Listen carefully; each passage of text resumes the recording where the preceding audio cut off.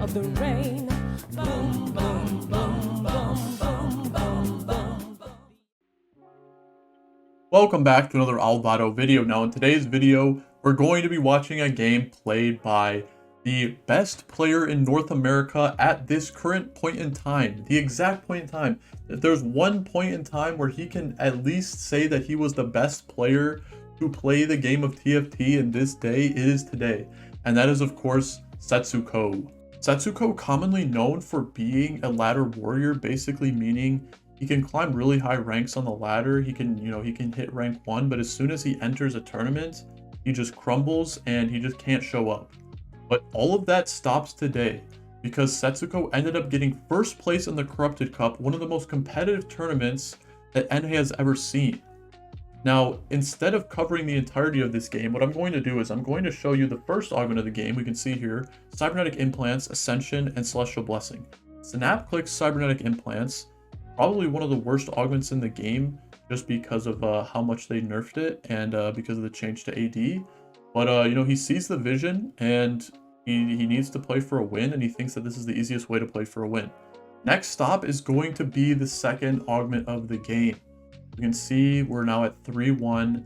He's actually at 100 HP, so, he was able to win streak through the entirety of the first round. But let me tell you, things definitely do not go as planned. Basically, he had wasted all of his gold leveling to level 6 to try and maintain his streak. He lost his streak, and then he gets shown level up, which would have basically been like an instant win if he had not spent all of his gold in the previous round. So, begrudgingly, he has to roll here because the other two options are just not strong enough. And then with like 5 seconds to go in the round, he just picks Verdant Veil. Basically like thinking that this entire game is just doomed. And he definitely was not the only one. Here's a screenshot that I took of several people in his chat, basically losing hope. Delusion, his brain stopped, you're trolling, just accept it, you're 8th, FF, save mental. Dude is the disrespect of TFT, what is your stage 5 board?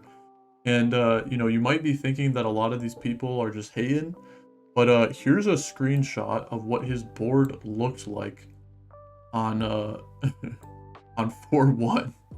Like, this is what the people were seeing. And, if we just look at his board here, in a game where you basically have 8 of the most competitively, knowledgeable, advanced TFT players in North America, bro is going into stage 4 with a Fiora 1 on his board, a random Senna, literally giving 0 traits, and then a Jinx. And then we can see that these are the items that he ended up with after Wolves. And, even though he does have a lot of items, it is not clear what you're supposed to make with this, and he definitely ended up getting, like, extremely dizzy. But of course, everything turned around when this happened. So you can basically see that this is what his board was when I just showed you. He's going through his items. He reforged both of the rods because he doesn't want to play around AP. At the end of the day, he has Verdant Veil and he has Cybernetic Uplink. Both of those augments are highly supportive in like an AD line. And so yeah, he could just try and play Misfortune from this spot. He did hit one on his roll down there. But why would he play Misfortune? How is that going to get him a first?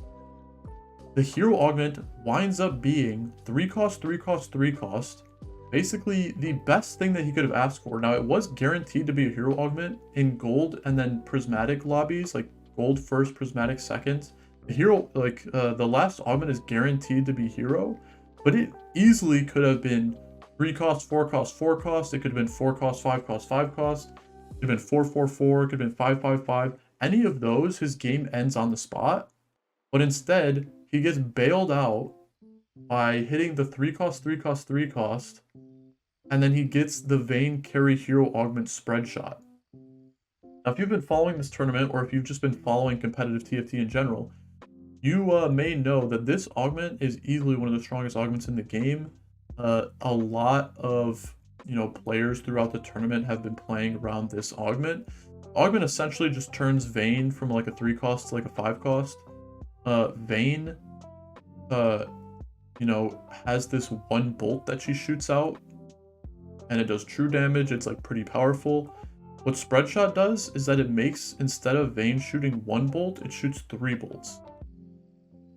And so Vayne kind of turns into this really powerful AD caster, and her BIS changes completely from what you're normally used to. If you're playing Vayne in like a vertical duelist build, then, you know, you want like Last Whisper, you want Runaan's, you want Deathblade, like stuff like that, because you're going to be attacking fast, so you want to empower your autos as much as possible. But with this augment, most of the damage is in the cast, basically all the damage is in the cast. So you really need IE. You can see he builds IE in this spot because you need to make sure that your ability can crit. And then also, since most of the damage is in the cast, you can see how much true damage his Vayne just did there. All of the true damage is coming from the ability. And because you want Vayne to cast, or like, since all the damage is in the cast, you want mana items as well.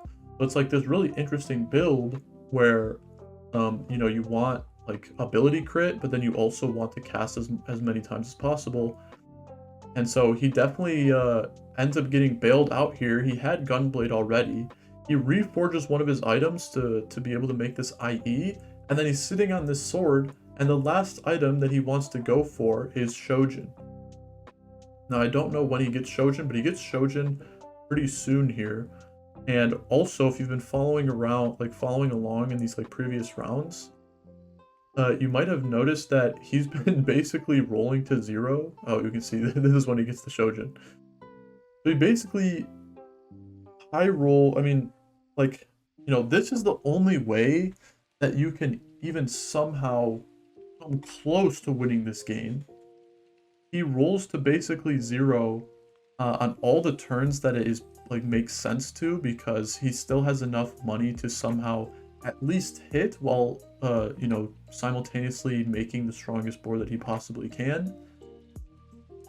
He high rolls like, you know, all these items. He ended up going for like a lot of these reforger plays early on. Remember how he reforged like 2 of these rods, and then he used another reforger on, I think it was like another rod, and then ended up getting this IE. And then he gets dropped here, the only item that could possibly give him, you know, fighting chance of winning this game from a doom spot. And you know, if you're comparing his spot on 3-5 or even like 4-1 to right now, you know for a fact that everybody in the chat switched up real quick. I mean, his frontline is still like some trash. It's just like some random upgraded units that don't necessarily like do much. But, you know, this Vayne is so strong that it doesn't even matter, because as long as your frontline can, you know, last any amount of time, this Vayne is just going to start one-tapping things. His Vayne, like I said, basically has BIS.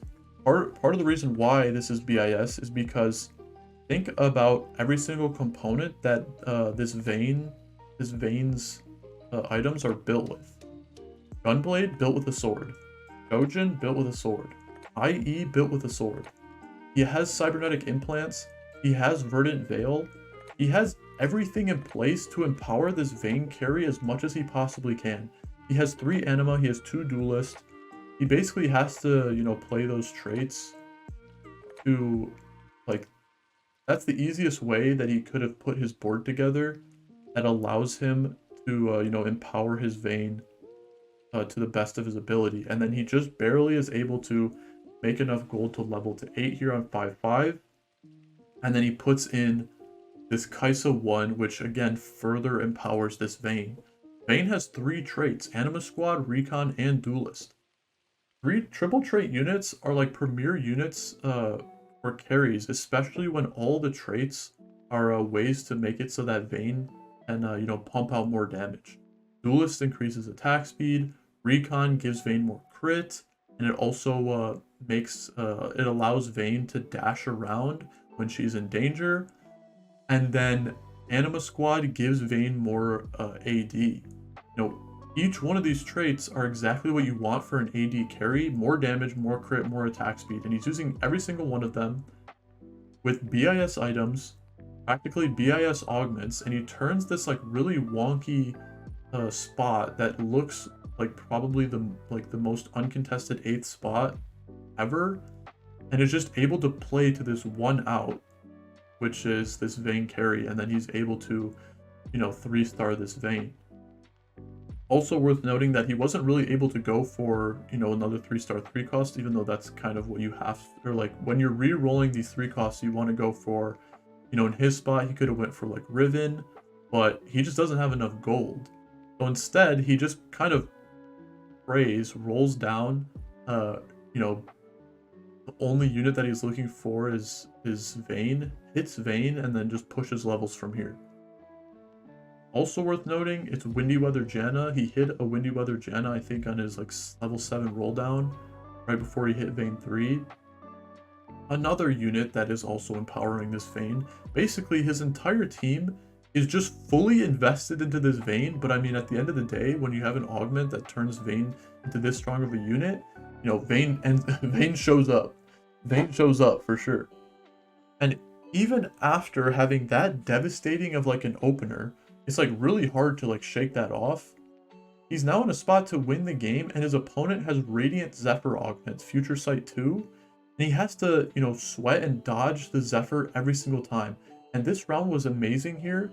His opponent sold the unit with the Radiant Zephyr on it just so that he could Zephyr cheese him, basically meaning that he could take the Zephyr off, and then right before the round starts, he could place the Zephyr on the unit adjacent to, not adjacent, but on the exact opposite side of Vayne, so that he could guarantee get the Zephyr on Vayne.